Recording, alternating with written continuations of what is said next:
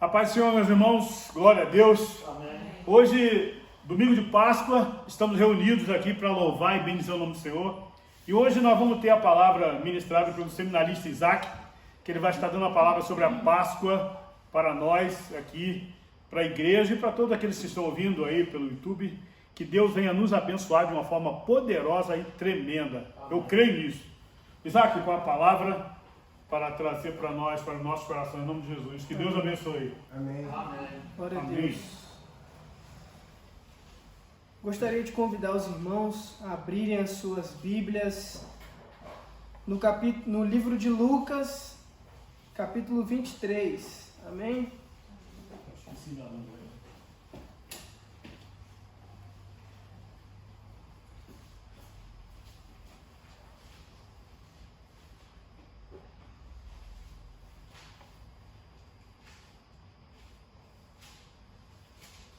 Lucas 23.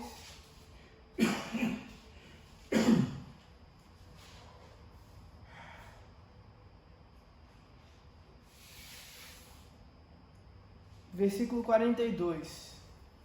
Vou ler do 42. Amém?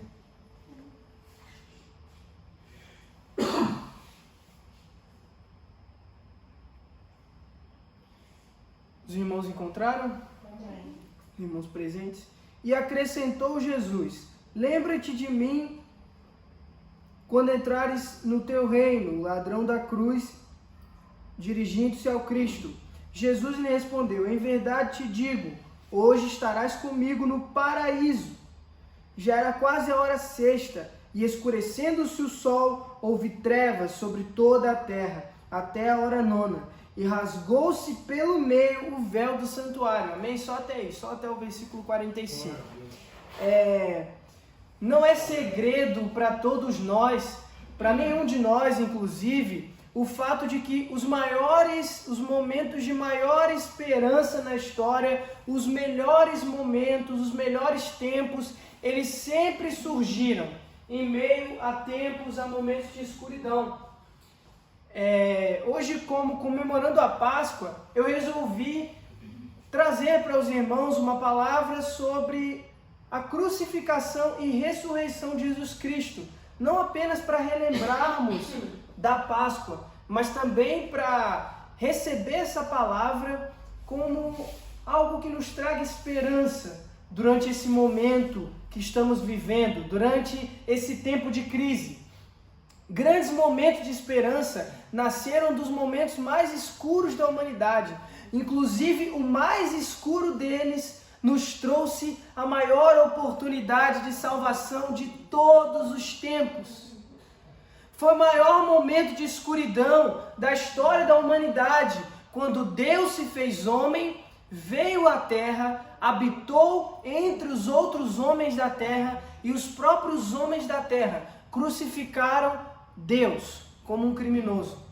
A Bíblia vai nos contar, alguns capítulos antes, também aqui no livro de Lucas, uma parábola, a parábola dos empregados que mataram o filho do patrão. Essa parábola contava a seguinte história: Jesus, certa feita, encontrou-se com fariseus e saduceus, e ele começou a discutir com eles e contou essa parábola. Uma parábola de que uma vez o dono de uma vinha saiu para viajar e seus empregados ficaram tomando conta daquela vinha. A vinha era do dono, de fato. Porém, os empregados, ao notarem a ausência daquele dono, eles começaram a se apossar daquela vinha, como se aquela vinha fosse propriedade deles. Então, o dono da vinha mandou empregados para anunciar àqueles homens que ele viria tomar posse de sua propriedade, que a propriedade era sua. Eles mataram os empregados. Então, não ouvindo os empregados, o dono da vinha mandou o filho. E eles agiram de violência para com aquele filho e também o mataram. Jesus, ele naquela passagem, representava ele mesmo. E os homens que eram tidos como os empregados que ficaram tomando conta da vinha na ausência do patrão representavam a humanidade. Os empregados que vieram cobrar a posse do terreno da plantação de vinho do patrão, que vieram reivindicar, eram os profetas que vieram antes de Cristo. E tudo isso nos mostra que por grande tempo, por uma longa quantidade de anos, a humanidade viveu na Terra sem saber o que estava fazendo, sem saber o que a Terra representa, sem reconhecer quem era o dono da Terra, sem reivindicar algum tipo de respeito a este dono da Terra, a este dono, que é o próprio Deus. Tudo isso me faz lembrar, nesse contexto de Páscoa, a questão de os homens não saberem com o que estavam lidando, me faz lembrar, como uma maneira também de fazer uma ponte para os tempos atuais, da tradição da Páscoa. A tradição da Páscoa, ela nasceu ali enquanto o povo de Deus se encontrava no Egito, como uma maneira de representar a liberdade que Deus lhes daria. Porém, quando o próprio Deus, ele inaugura a tradição da Páscoa, o seu intuito era mostrar para o seu povo que um dia ele enviaria o seu próprio filho para morrer, para que aquele povo pudesse realmente ser liberto. Liberto da escravidão do entendimento que aprisiona o homem no pecado em sua vida aqui na terra, para que ele não possa ver a verdade, para que ele não possa enxergar a verdade de que há um Deus que rege todo o universo, que domina sobre todos nós. Há um Deus que tem o controle da nossa vida e que pode transformar o nosso caos em luz, que pode transformar a escuridão em trevas. Lembramos-nos de Gênesis, quando pensamos dessa forma, quando Deus ele disse numa escuridão imensa, haja luz. E toda falta de organização que representava a terra passou a ser organizada. Toda a terra que antes era escura, vazia e sem forma, tomou forma, a luz chegou, tudo se transformou com uma simples palavra de Deus. Então esse Deus inaugura a tradição da Páscoa, representando a salvação que viria através de seu Filho. E por anos a fio, muitos anos, o homem ele comemora a tradição da Páscoa sem reivindicar a Deus o significado real da Páscoa. Para o judeu, por todos esses anos, a Páscoa era um sinônimo de festa e tradição. Tinha a festa dos pães asmos, né? Na Páscoa. O pão sem fermento, eles faziam aquele banquete com o pão sem fermento, e ali eles organizavam toda uma cerimônia simbólica. Porém, o significado da Páscoa, ele era deixado de lado. E se aqueles homens entendessem o significado da Páscoa, em todos os momentos que viviam, seriam algo que representa uma palavra de Jeremias no livro de Lamentações, quando ele fala sobre trazer à memória aquilo que nos traz esperança. Se na Babilônia, no meio do cativeiro, ao comemorar a Páscoa, os homens tivessem essa noção, esse entendimento de que a Páscoa, ela representava uma libertação vindoura, que iria livrar o homem da morte e da condenação, se eles soubessem que era tudo isso, eles comemorariam de uma maneira diferente. E o que eu quero dizer com isso? É óbvio que eles sabiam que representaria a libertação deles da escravidão no Egito. Porém, o que eles não sabiam é que representaria a libertação da alma deles e a vida no meio da morte, no meio do caos, através da vida e da existência de Jesus Cristo no meio de nós. E nesse momento eu quero convidar a todos nós que estamos aqui, a pensar em relação à Páscoa dessa forma, que a Páscoa, ela existiu em um momento em que o próprio Deus veio à terra e resolveu tirar-nos da morte e transportar a todos nós para uma vida de verdade, para a vida verdadeira, para a existência verdadeira, a pura realidade vida sem Deus não é vida. Vida sem Deus não é vida. E na Páscoa a gente pode ter esse entendimento de que a ressurreição de Jesus, após o terceiro dia, que para nós hoje comemoramos a Páscoa, e antes disso os judeus comemoravam a Páscoa com uma libertação, mas Deus estava apontando para o Calvário, para esse episódio, para esse ato. Deus apontava para ali, quando inaugurou a tradição da Páscoa. É importante entendermos que a ressurreição de Cristo, ela gera no homem, psicologicamente e sociologicamente, traços de esperança. E esses traços, eles representam para nós que no meio da falta de vida, que no meio da falta de forma, que no meio da falta de salvação e da falta de solução, Deus é aquele que pode surgir com a resposta para tudo. Amém? Glória a Deus. Quando Cristo ele ressuscita ali no terceiro dia, a ressurreição de Jesus é um fato psicológico. E eu vou dizer aos irmãos o porquê disso. Enfim, antes eu quero dizer que esse é o segundo ponto da mensagem. O primeiro foi a relação da similaridade entre os maiores momentos de escuridão de todos os tempos, que representa que no meio da escuridão o homem comemorou a Páscoa de maneira cega, sem saber o que representava. Antes de Jesus e depois de Jesus, muita gente também tem comemorado assim. Que não sejamos estes, amém? Enfim, o segundo ponto do porquê a ressurreição de Jesus ela pode ser provada e atestada como um sinal de esperança. A ressurreição de Jesus é um fato psicológico. Os discípulos, acuados pelo medo, desânimo, pessimismo, foram poderosamente transformados, tornaram-se ousados, valentes, poderosos no testemunho, enfrentaram ameaças, açoites, prisões, mortes, martírio, sem jamais recuar. Eles não teriam morrido por uma mentira, eles não teriam morrido por algo em vão. A mudança dos discípulos é uma prova incontroversa da ressurreição de Jesus, e isso é um fato que mudou psicologicamente a vida daqueles homens.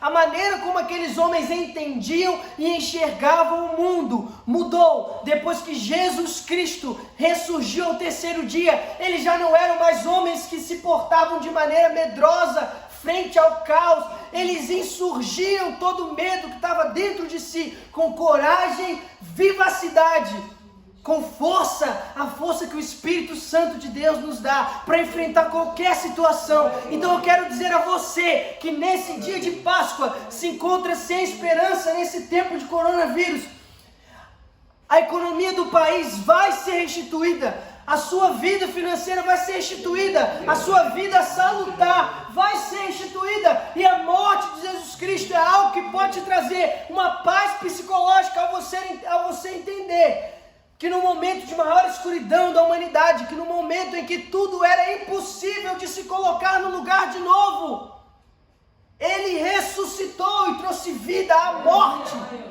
Se Deus traz vida à morte, Ele traz cura à doença. Se Deus traz vida à morte, Ele traz luz à escuridão. Se Deus traz vida à morte, Ele traz vida à economia de um país destruído.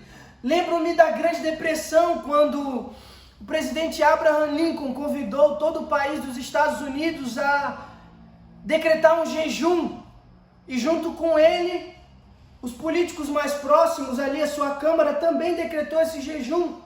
E após aquele tempo, os Estados Unidos se recuperou e se tornou a grande potência mundial, pois antes da guerra a China ocupava esse posto. E se Deus fez isso pela nação dos Estados Unidos quando eles se prostraram, jejuaram e reconheceram, se humilharam perante Deus, Ele pode também fazer pela nossa nação. Um fato que John Wesley ele cita em seu livro O Sermão do Monte é o de que quando o homem se humilha a Deus, quando o homem reconhece que ele não é capaz de nada, Deus ele alcança o homem com a sua misericórdia. Na cruz, Jesus se propôs a alcançar com misericórdia todo aquele que se humilhasse perante Ele. Amém. E a Páscoa é uma comemoração do ato que Jesus fez por nós. Que possamos comemorar a Páscoa, ou o símbolo da Páscoa, todos os dias da nossa vida. É por isso que o judeu, a cultura vai dizer que ele instituiu o sábado. O sábado não era simplesmente, como algumas denominações ou seitas têm por aí, uma maneira religiosa de se lidar, não era um mandamento a mais. Mas o sábado ele representava para o judeu um dia de agradecimento pela atitude de Deus em libertá-los da escravidão no Egito. E que para nós a Páscoa possa representar essa atitude.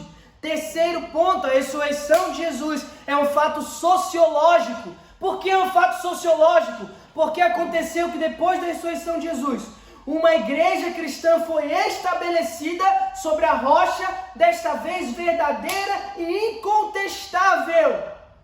Gente de todas as nações, raças, línguas e povos uniram-se em torno desta verdade suprema. O túmulo vazio foi o berço da igreja. Foi naquele momento de escuridão que, após ressuscitar, Jesus trouxe esperança à humanidade e estabeleceu um órgão que é a igreja, que abençoaria diversas nações, diversos povos, de diversas línguas e maneiras diferentes. Então, depois dessa crise, coisas incríveis e abençoadas vão acontecer, porque Deus está no controle de todas as coisas. E nem quando Ele mesmo foi à cruz, esteve crucificado e houve um período de escuridão geral no mundo, o véu do templo se rasgou, nem aí a esperança se perdeu, porque era Deus que estava no controle de todas as coisas. E neste momento é Deus que está no controle de todas as coisas. Então irão acontecer no nosso meio fatos psicológicos e sociológicos que contestam que era Deus que estava no controle, e que quando tudo passou e mudou, foi Deus quem realizou o milagre, e não simplesmente os remédios que o homem trouxe como a cura para esta doença. Amém? Que Deus possa abençoar a sua vida em nome de Jesus. Graças a Deus, glória a Deus. Glória a Deus. Amém. Glória a Deus. Vamos fazer uma oração, irmão, pelo seminarista Isaac. Ele está nesse tempo, né, aqui também cumprindo a quarentena, porque lá no seminário interno eles estão sem aula, porque foi uma ordem também para não ter aula nessa época. Então vamos orar também para Isaac, representando todo o seminarista interno ali do Ceforte Polo Guarulhos. Amém? Pai, em nome de Jesus, quero te agradecer, Pai, pela vida do seminarista Isaac, teu servo, teu filho, que o Senhor tem guardado. O Pai, tem dado sabedoria a ele para lidar com as situações, sabedoria nas suas pesquisas, nas suas aulas, que o Senhor possa ajudá-lo em tudo e abençoe todos os seminaristas aqui representados por ele, Pai. Visita cada um dos seminaristas ali do Polo Guarulhos, seminário interno, que o Senhor possa fazer deles homens comprometidos com o seu Evangelho, mulheres comprometidas com a tua palavra também, homens e mulheres, Pai, que vão pregar o Evangelho com ousadia e graça nessa terra, em nome de Jesus. Deus abençoe. Amém. Deus abençoe, meu irmão, em nome de Jesus. Glória a Deus. Amém. Irmãos, nós estamos já encerrando esse momento, né? Então, eu vou fazer uma oração para que nós possamos sair daqui hoje debaixo da graça de Deus. E você receba também, em nome de Jesus. Pai eterno, visita agora cada um dos teus servos, Pai. Abençoe cada um que pôde estar aqui. Cada um que está, ó Pai, nessa hora, Senhor, também nos ouvindo, Pai. Ó Deus, que o Senhor possa estar derramando o teu Espírito, derramando a tua graça, derramando a tua misericórdia. E fala conosco, Pai, nesses dias que nós estamos, Pai, ó Deus, vivendo esse isolamento. Mas que o Senhor seja conosco em tudo, em todo tempo, em nome de Jesus. Amém.